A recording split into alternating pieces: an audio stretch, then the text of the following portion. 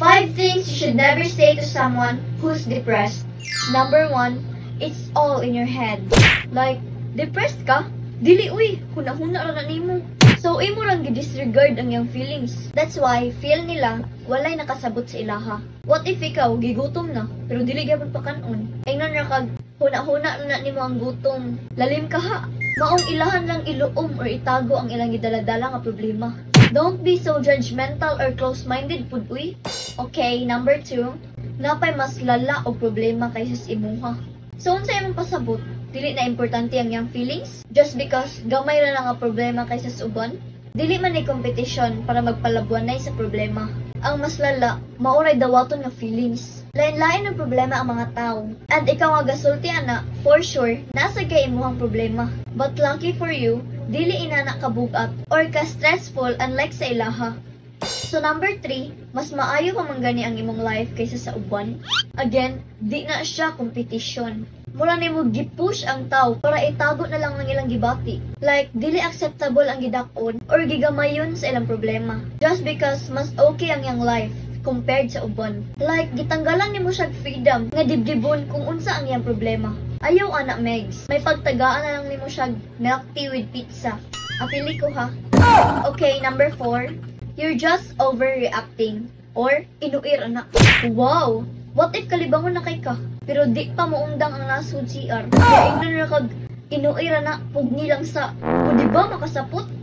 Ikaw, ang depression is dili usa ka overreaction. Usa na ka seryosong kondisyon. Whether diagnosed jud or wala. Like nabasa lang niya sa mga article, nga murag same jud niya ang mga symptoms sa depression.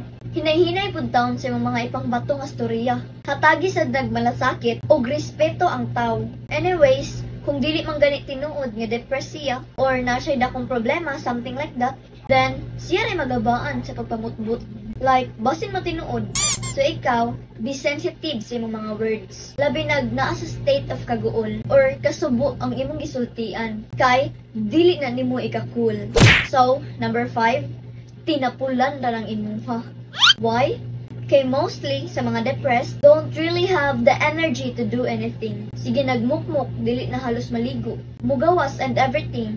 Don't call them tapulan. Just because, dili na nila kayang mag-function, just like sa una.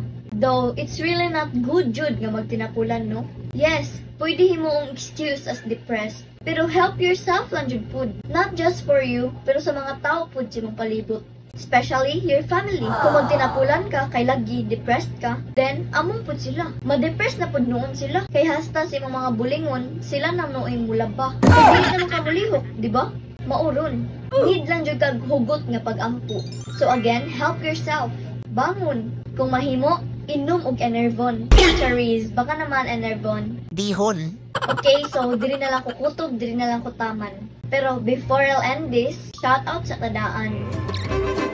So, shoutout kay Mariel Jane Zabate, Robert Francisco, Ashley Jane Barrentos, Stephanie Lee Aguilar, Jonah Viv Hongoy Velarobia, Ray Mike Coquilea, Leani Flores, Nerissa Tio Nining, Jayan Kaira Oblena, and Napoleon Bonaparte.